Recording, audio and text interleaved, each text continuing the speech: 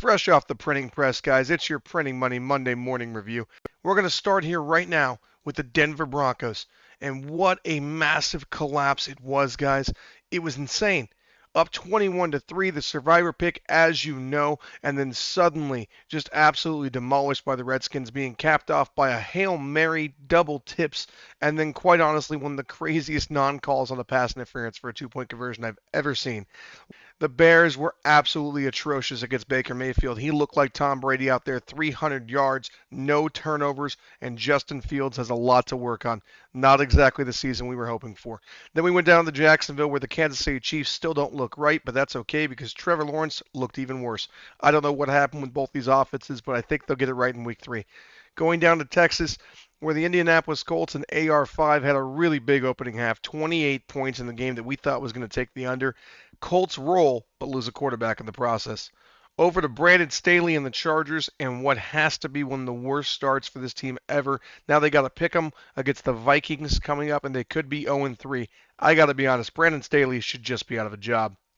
Speaking of the Titans, Mike Vrabel now hosts the best underdog record in the NFL. That's right, he's above 500, the only coach in the last 20 years to do that. The Bengals, well, they've got their woes. Who are they?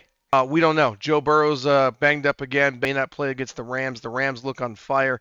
I think the Bengals are going to be 0-3. The Giants, hopeful win coming back after 6 quarters of scoreless football when they put up 31 on the Arizona Cardinals with 24 unanswered. Unfortunately, they look like they lost Saquon Barkley in the process. He certainly won't play Thursday. The Cowboys absolutely demolished Zach Wilson and the Jets. They just ran them over from start to finish. They absolutely look like the best defense in the NFL. The New England Patriots went 0-2 for the first time in the Bill Belichick era since Drew Bledsoe was his starting quarterback. That's right, LeBron James was a sophomore in high school. The Falcons took down a stubborn Jordan Love and the Packers that went up 24-12 on the back of Bijan Robinson literally carrying that football team. Some gutsy calls on 4th down and all kinds of crazy stuff went down, but Jordan Love could not get it done. The Atlanta Falcons in a pick'em. The Bills, well, there was plenty for Josh Allen to be proud of. After going down 7-0, they rallied a 38-10 win on his back. Gabe Davis with an absolutely monster day.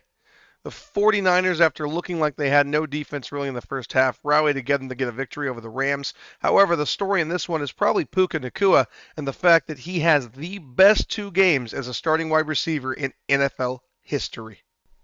Over in Detroit, the refs were talking to America. They certainly weren't talking to the Seattle Seahawks and Detroit Lions as all the injuries piled up and that game scored a ton. Maybe some flags might have helped. That'll do it here for the Printing Money Recap. I'm Travis Cochran. We're printing money. Gotta aim for the top like, hold up, yeah. I can never doubt myself, I know better. All of you critics be acting like you know better. Blowing the smoke, but I know when the dust settles that I'm in my element. It's evident that there's levels to the game.